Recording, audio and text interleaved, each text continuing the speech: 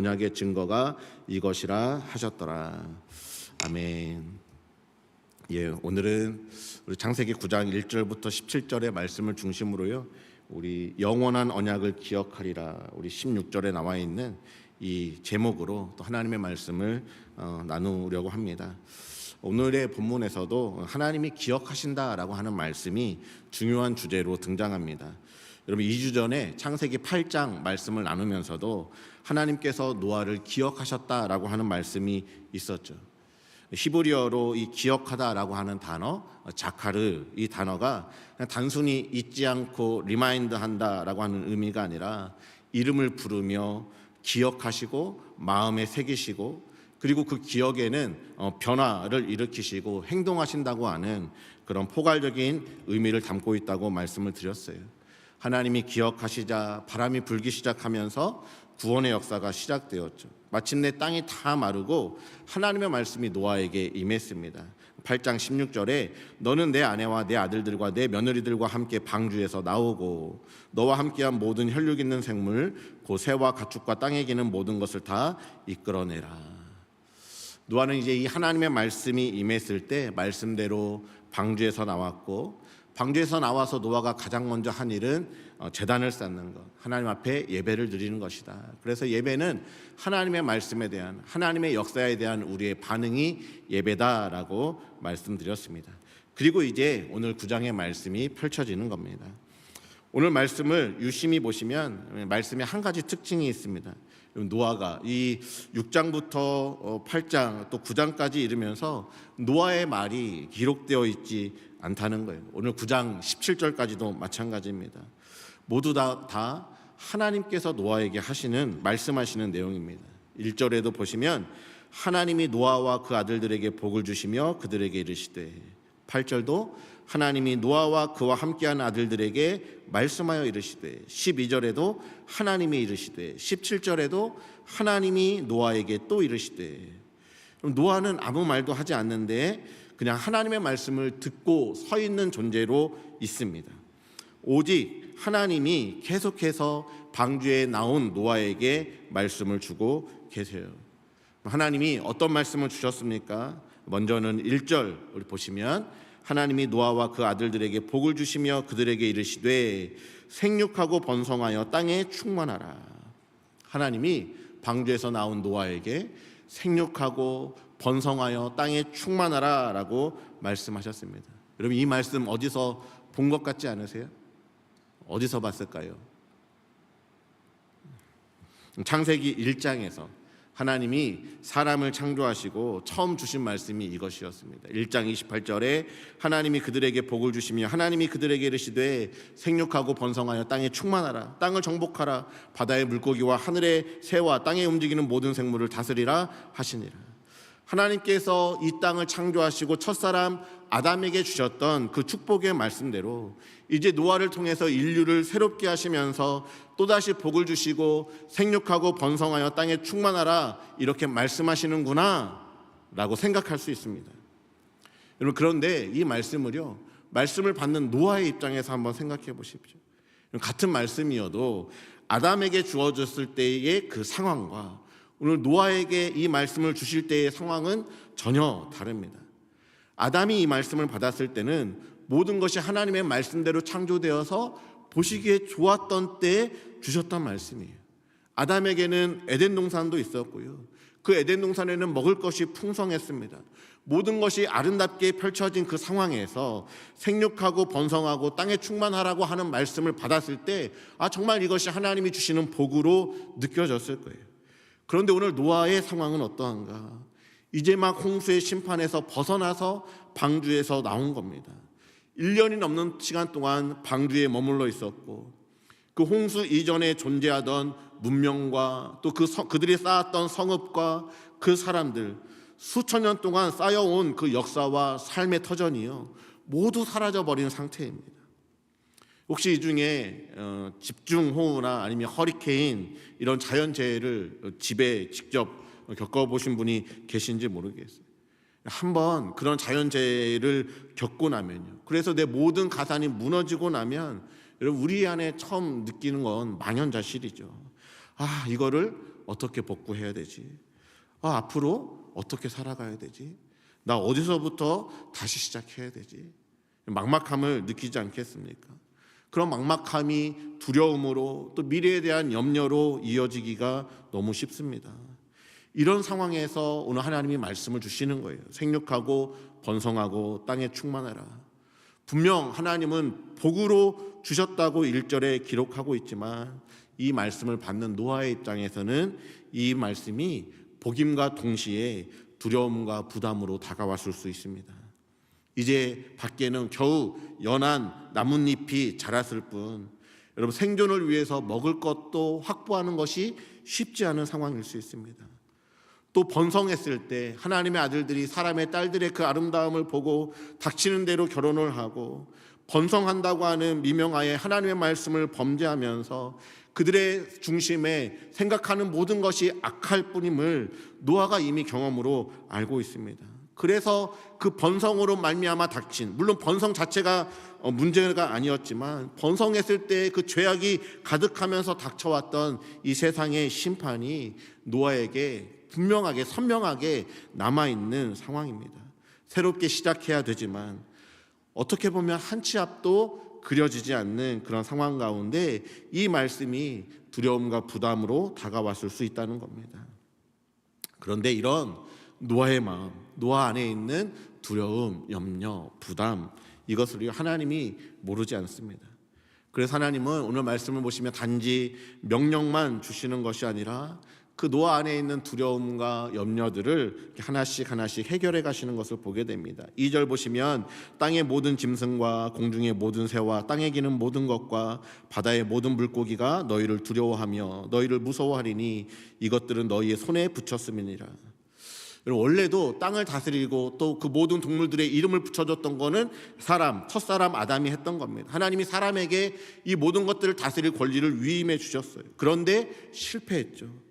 이제 생태계가 다 새롭게 바뀌어져 있는 상황에서 분명히 어떤 것은 사람보다 약한 것들도 있지만 어떤 동물은 사람들에게 위협이 되는 동물들이 있는 것도 사실입니다. 우리도 집에 어떤 사람들은 벌레 한 마리만 봐도 소스라치게 놀라는 사람들이 있잖아요. 여기 계신 분들이 안 그러실 수도 있지만 여러분 그것이 우리 안에 있는 두려움이고 연약함입니다. 그런데 이 모든 것들을 아시는 하나님께서 동물들이 오히려 사람이 동물을 무서워하고 두려워할 수도 있지만 그렇게 하지 않으시고 모든 동물을 사람의 손에 붙이심으로 말미암아 동물들이 사람을 두려워하고 사람을 무서워하도록 여전히 하나님께서 이 세상을 사람들의 손에 붙였다, 맡겼다라고 하나님은 말씀하고 있습니다. 더 나아가 3절 모든 산 동물은 너희의 먹을 것이 될지라 채소같이 내가 이것을 다 너희에게 주노라. 홍수 이후에 환경이 바뀌어진 그 상황 속에서 하나님은 생존에 필요한 것, 당장에 먹을 식물이나 열매가 없었을 수 있죠. 그런 상황 가운데 하나님은 이제 동물을, 육식을 할 필요가 있다고 생각하셔서 동물을 잡아서 그 고기를 먹을 수 있도록 또 하고 있습니다. 그러면서도 4절에 그러나 고기를 그 생명되는 핏째 먹지 말 것이니라. 하나님이 모든 것을 먹을 수 있게 하시지만 금지사항도 허락하셔요. 마치 아담에게 동산에 있는 모든 나무의 것을 너희가 다 먹어라. 그러나 중앙에 있는 나무의 그 열과 선악을 알게 하는 나무만은 먹지 말라고 하셨던 것처럼 여기에서도 동물들을 잡아서 먹을 수 있게 하지만 생명되는 핏째는 먹지 말라고 하십니다. 왜 이 핏째 먹지 말라고 하셨을까? 이 피가 하나님은 피가 생명이 피에 있다 그렇게 말씀하고 있죠. 피를 생명과 동일하게 여기시고 영혼이 그 안에 담겨 있다고 여기십니다. 사람들이 생존을 하기 위해서 고기를 먹어야 되지만 그 무분별하게 고기를 잡아서 먹도록 하시는 게 아니라 질서를 두셔서 무분별하게 사육하지 못하도록 생육하고 내가 번성한다고 하는 명목하에 무분별하게 다른 피조물을 살육하고 가혹하게 폭력을 행사하지 못하도록 안전장치를 두시는 겁니다. 5절과 6절 보시면 내가 반드시 너희의 피 곧 너희의 생명의 피를 찾으리니 짐승이면 그 짐승에게서 사람이나 사람의 형제면 그에게서 그의 생명을 찾으리라. 다른 사람의 피를 흘리면 그 사람의 피도 흘릴 것이니 이는 하나님이 자기 형상대로 사람을 지으셨음이니라. 여러분 사실은 생물들은 다 하나님이 지으신 하나님의 피조물이죠. 사람은 하나님의 형상대로 사람을 지었죠. 그런데 고기를 잡는 데서 그들이 무차별적으로 생명을 훼손하게 될 때 결국 생명을 경시하게 되고 그 자세가 결국 하나님의 형상인 사람을 해치는 데까지 나아갈 수 있다는 것들을 아시고 하나님이 이 핏째 먹지 못하도록 안전장치를 두시면서 이 생명이 얼마나 소중한 것인지 귀한 것인지를 기억하면서 살라고 말씀해 주시는 겁니다. 그리고 7절에 다시 반복하세요. 너희는 생육하고 번성하며 땅에 가득하여 그 중에서 번성하라 하셨더라. 여기도 보면 번성하라 라고 하는 말이 2번 반복해서 말씀하고 있어요. 여러분, 이 말씀이 부담으로 주시는 말씀이 아닙니다. 왜 이렇게 반복해서 말씀하실까요? 반복해서 말씀하시는 건 하나님이 반드시 이 말씀을 이루시겠다고 하는 하나님의 선언인 겁니다. 여기에 오늘 우리에게 주시는 한 가지 은혜가 있습니다. 우리의 삶에도 보면 때로는 오늘 노아가 겪는 것과 같은 어려움과 두려움이 있어요. 올 한 해도 내가 이렇게 또 열심히 또 하나님을 섬겼는데, 열심히 또 교회를 섬겼는데 열매가 또 보이지 않고 또 결과가 초라해 보일 때 의기소침해질 수 있습니다. 하나님이 주시는 약속의 말씀이 있고 그것이 분명 복으로 주시는 말씀이라는 것은 알지만 오늘 노아가 느꼈을 두려움, 과연 내가 이 말씀이 이루어지는 것을 볼 수 있을까? 내가 이것을 감당할 깜냥이 될까?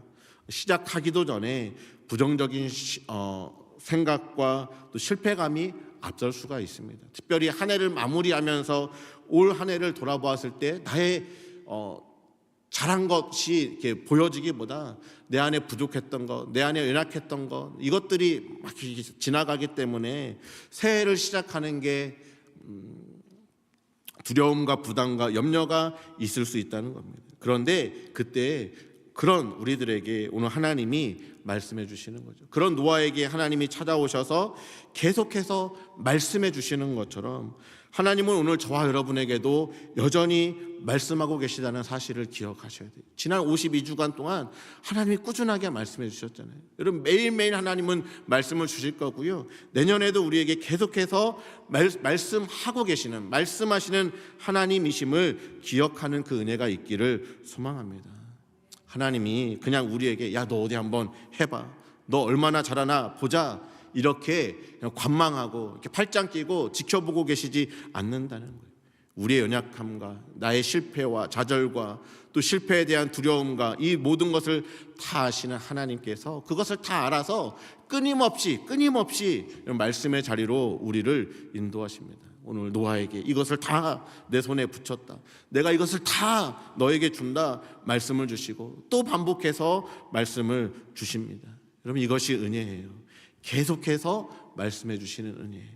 내가 뭔가 반응하기 전에, 내가 어떻게 반응해야 될지 알지 못하는 그때에도 하나님은 말씀하시고 또 말씀하시면서 오늘 노아를 축복의 근원으로 삼고 계시는 것처럼 오늘 저와 여러분을 복의 근원으로, 복의 통로로 세워주고 계시는 그 하나님 아버지, 말씀하시는 하나님 아버지, 그분이 좋으신 하나님이신 것을 여러분 이 한 해를 마무리하면서 꼭 기억하실 수 있기를 주님의 이름으로 축복합니다. 여기서 그치지 않습니다. 이제 하나님은 한 걸음 더 나아가시죠. 오늘 말씀만 주시는 것이 아니라 오늘 하나님은 친히 언약을 세워주십니다. 8절 보시면 하나님이 노아와 그와 함께한 아들들에게 말씀하여 이르시되 내가 내 언약을 너희와 너희 후손과 너희와 함께한 모든 생물 곧 너희와 함께한 새와 가축과 땅의 모든 생물에게 세우리니. 여기 언약이라고 하는 단어가 나오죠. 히브리어로 베리트라고 하는 단어인데 이 단어는요, 고대 근동에서 왕과 왕 사이에 언약을 맺을 때, 그러니까 조약을 맺을 때, 나라와 나라 사이에 조약을 맺을 때 사용되는 단어가 이 언약이라고 하는 단어입니다. 근데 오늘 이 언약을 잘 보시면 여기에 몇 가지 특징이 있습니다. 첫 번째, 이 언약이요, 쌍방이 조약을 체결하고 있는데 하나님과 노아와 노아의 후손과 또 모든 생물들과 하나님이 언약을 맺고 계신데 조건이 없어요. 두 번째로 노아가 무엇을 하겠다는 노아에게 어떤 조건을 요구하시지도 않으시고 노아도 무엇을 하겠다 약속하지도 않습니다. 하나님 편에서 일방적인 약속이에요. 세 번째로 이 언약에 대한 책임이 전적으로 하나님께만 있습니다. 그럼 노아는요, 어떤 조건도 없고 무엇을 해야 된다고 하는 약속도 없기 때문에 그가 감당해야 될 책임도 없습니다. 언약의 내용이 무엇이냐? 11절 보시면 다시는 모든 생물을 홍수로 멸하지 않는다는 겁니다. 그리고 15절 내가 이 언약을 기억하겠다. 16절 이 언약은 영원한 언약이다 말씀하시고 16절 하반절에 영원한 언약을 기억하시겠다라고 하나님이 약속하십니다. 여러분 이 언약의 그 주어를 또 보시면 처음부터 끝까지요 내가예요. 내가. 8절부터 17절 여러분 다 우리 아까 읽었지만 읽어보시면 매 구절마다 내가가 기록되어 있어요. 즉 하나님이 언약을 세우시고 하나님이 언약을 선언하시고 하나님이 이 언약을 기억하시고 하나님이 끝까지 책임져 주시는 언약이 이 노아의 언약입니다. 이 언약을 누구와 맺으신 거예요? 노아와 노아의 아들들과 후손들과 그리고 모든 생물들에게 언약을 맺어 주셨다는 겁니다. 여기서 한 가지 질문이 생깁니다. 하나님이 사실은 우리 2주 전에 창세기 8장의 말씀을 보았을 때 그런 말씀이 있었어요. 하나님이 중심에 자기 스스로 어떤 말씀을 하셨냐면 내가 다시는 사람으로 말미암아 땅을 저주하지 않겠다. 내가 전에 행한 것 같이 모든 생물을 다시 멸하지 않겠다.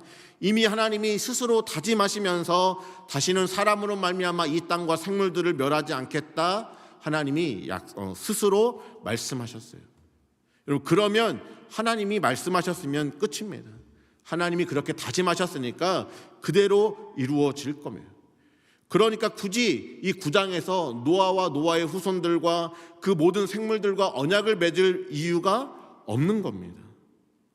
왜요? 이미 하나님이 작정하셨으니까 그대로 이루실 거기 때문에 굳이 언약을 맺을 이유가 없어요. 그런데 언약을 맺으시는 이유가 무엇이냐는 것이죠.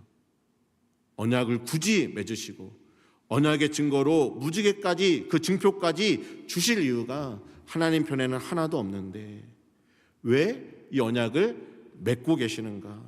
이것이 하나님을 위함일까요? 아니면 언약의 대상인 사람들을 위한 것일까요? 사람을 위한 겁니다. 하나님이 굳이 말로 하고 굳이 언약의 증거까지 줄 이유가 하나님 편에서는 하나도 없어요. 그런데 사람을 위해서, 노아를 위해서, 노아의 자손들을 위해서 이 언약을 세워주셨다고 하는 사실입니다. 노아가 실패에 대한 염려, 상황에 대한 두려움에 빠지지 않고 철저하게 하나님만 의지하고 하나님만 신뢰하며 하나님의 약속을 붙들며 살아갈 수 있도록 하나님이 언약을 맺어주시고, 여기 그 세우다라고 하는 단어가 쿰인데 일으키다, 확립하다, 언약을 세워주셔서 일으켜주시고 언약의 증거로 무지개까지 주셨습니다. 이것은 계약서를 작성하고요 공증까지 받는 것과 마찬가지입니다. 반드시 이루겠다고 하는 약속입니다. 여러분 오늘 우리가 기억할 것이 있어요. 오늘 저와 여러분이 하나님과 오늘 노아가 언약을 맺었던 것처럼 오늘 하나님께서 저와 여러분과 언약을 맺은 언약의 당사자들이라고 하는 사실입니다. 아까 이 베리트라고 하는 단어가 왕과 왕 사이에 체결하는 계약이라고 그랬어요. 나라와 나라 사이에 체결하는 계약이라고 말씀드렸죠. 여러분 그런데 우리가 왕인가요? 우리가 하나님과 언약을 맺을 만한 자격이 되는 사람인가요? 설령 우리가 이 땅의 왕이라고 할지라도, 이 땅의 대통령이라고 할지라도 만왕의 왕 되신 하나님과 내가 여러분 계약을 맺을 만한 자격이 되는 사람인가요? 그렇지 않습니다. 그런데 하나님이 먼저 찾아오시는 거예요. 생육하고 번성하여 땅에 충만하라 말씀 주시고, 내가 너로 다시는 홍수로 너희를 심판하지 않겠다 언약을 맺어주시고, 여기에서 우리가 이행해야 될 조건과 의무와 책임은 하나도 없고 하나님이 일방적으로 이 언약을 맺으시고 증표를 주시면서 저와 여러분이 하나님과 언약을 체결한 언약 관계에 있는 사람이 될 수 있도록 우리를 초청해 주셨다고 하는 사실입니다. 왜 이렇게 하실까요? 왜 굳이 언약을 맺으시고 왜 굳이 언약의 증거를 하나님은 주시는 걸까요? 하나님이 자기 백성을 사랑하시기 때문입니다. 부모가 자식이 잘못을 해서 혼을 내고 나면 여러분 그냥 매맞은 자녀는요 조금 속상할 수는 있지만 그걸로 끝날 수 있어요. 근데 매를 든 혼을 낸 부모의 마음은 더 무너지고 더 아픈 것이죠. 그리고는 내가 다시는 저 아이에게 매를 들지 않아야 되겠다. 그냥 부모가 그렇게 작정하고 속으로만 생각해도 되는데 자식을 불러다가 맹세하는 겁니다. 왜 그렇게까지 할까요? 부모 마음이 너무 아프고 그만큼 그 자녀를 사랑하기 때문인 겁니다. 오늘 이것이 노아의 후손들과 그 모든 생물들과 언약을 맺으셨던 하나님 아버지의 마음이에요. 하나님은 자기 백성을 더 이상 물로 심판하지 않으시겠다고 작정하시고 언약을 맺으셨습니다. 그러면 어떻게 하나님이 하시겠다는 거예요? 우리 지지난주에 말씀 봤잖아요. 이제 인간들이 잘못한 거 있을 때 인간들에게 책임을 묻는 것이 아니라 하나님 자신이 직접 그 죄를 친히 담당하시고 아들을 보내서 십자가를 지도록 그렇게 하시기로 작정하시는 겁니다. 하나님이 나와 같은 죄인과 언약을 맺어주시고 그 언약을 이행하시기 위해서 예수님께서 하늘 보좌의 그 영광을 버리시고 이 땅 가운데 오셔서 십자가에 죽기까지 복종하심으로 그 언약을 이행해 주셨습니다. 그 사랑을 우리가 받았기 때문에 오늘 2025년 이 마지막 주일 예배에 우리가 하나님을 예배할 수 있는 겁니다. 우리 아까 찬양했죠. 하나님의 은혜로 이 쓸데없는 자 왜 구속하여 주는지 난 알 수 없도다. 왜 내게 굳센 믿음과 복음 주셔서 내 마음이 항상 편한지 알 수 없도다. 주 예수 믿게 하는지 알 수 없도다. 내가 믿고 또 의지함은 내 모든 형편 아시는 주님. 오늘 노아의 모든 형편을 아셨던 그 주님. 늘 보호해 주실 것을 나는 확실히 아네.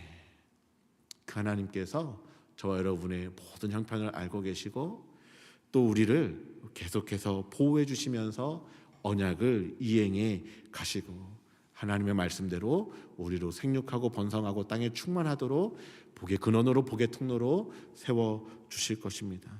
마지막 이 송년 예배를 드리면서 이 하나님의 은혜를 기억하시는 저와 여러분이 되시기를 주님의 이름으로 축복합니다. 마지막으로 한 가지만 짧게 살펴보려고 하는데요. 오늘 하나님께서 언약의 증거로 무지개를 주셨죠. 왜 이 많고 많은 것 중에서 하나님은 무지개를 언약의 증거로 주셨을까요? 노아와 그 후손들 이미 홍수의 처참함을 지켜본 사람들입니다. 그들에게 비구름이 몰려오게 되어지면 여러분 이것이 공포스럽고 두려울 수 있었을 거예요. 비가 오면 홍수의 기억이 떠오르고 그들의 마음이 조여왔을 것입니다. 그런데 하나님이 그 비구름 한가운데 무지개를 두시는 겁니다. 그래서 비구름을 보는 것이 아니라 무지개, 비구름 가운데 약속을 두신 그 약속을 바라보기를 원하셔서 비구름으로 끝내지 아니하시고 무지개를 하나님이 허락하시는 겁니다. 하나님이 말씀하신 대로 생육하고 번성하여 땅에 충만하게 하실 것이 언약을 지키시고 다시는 홍수로 심판을 하지 않으실 겁니다. 그런데 이 백성들이 살아가는데 비구름은 꼭 필요한 겁니다. 왜요? 그 땅 가운데 살아가면서 때를 따라 늦은 비와 또 이른 비의 은혜가 있어야 곡식이 뿌리를 내릴 수 있고 또 추수할 때 그 늦은 비가 있어야 곡식이 열매를 풍성하게 맺을 수 있기 때문에 그 비구름을 허락하신다는 것이죠. 하나님의 말씀이 이루어질 것이고 약속을 반드시 이루실 것이지만 축복이 임할 것이지만 우리의 삶의 때로 비구름과 먹구름이 몰려올 수 있다는 겁니다. 그때 이게 끝이 아니라는 사실을 기억했으면 좋겠어요. 이 비구름은 우리에게 은혜를 주시기 위한, 열매 맺게 하시기 위한, 축복해 주시기 위한 하나님의 장치다. 비구름이 우리로 보면 때로는 고난일 수 있고요. 어떤 겪어야 되는 역경일 수 있는데 그것이 우리를 축복하기 위한 하나님의 장치라는 사실들을 기억하시면서 그때 우리가 기억할 것은 그냥 비구름, 나에게 닥친 고난만을 바라보는 것이 아니라 그 뒤에 있는, 그 안에 감추어져 있는 무지개, 하나님의 약속을, 하나님의 말씀을 바라보기 원하시는 겁니다. 이제 또 새해가 시작됩니다. 하나님 약속의 말씀을 또 주실 것이고, 내년에 우리 교회에도 하나님의 영광이 머물고 흐르는 위교회라고 하는 말씀을 주셨고 그 말씀을 이루실 거예요. 그런데 그 도중에 분명히 비구름이 있을 겁니다. 그 비구름은 우리를 위축시키고 두려움을 가지라고 주시는 비구름이 아니라 추수의 열매를 거둘 수 있도록 하기 위한 비구름일 겁니다. 그러므로 좌절하지 마시고, 강야와 같은 인생길이라 할지라도 하나님의 약속의 말씀, 언약을 맺어주시고 나를 언약의 대상자로 불러주신 그 좋으신 하나님을 신뢰하시면서 또 여전히 묵묵히 믿음의 길, 예수의 길로 두려움 없이 나아가시는 저와 여러분이 되시기를 주님의 이름으로 축복합니다. 아멘. 오늘 주신 말씀 붙들고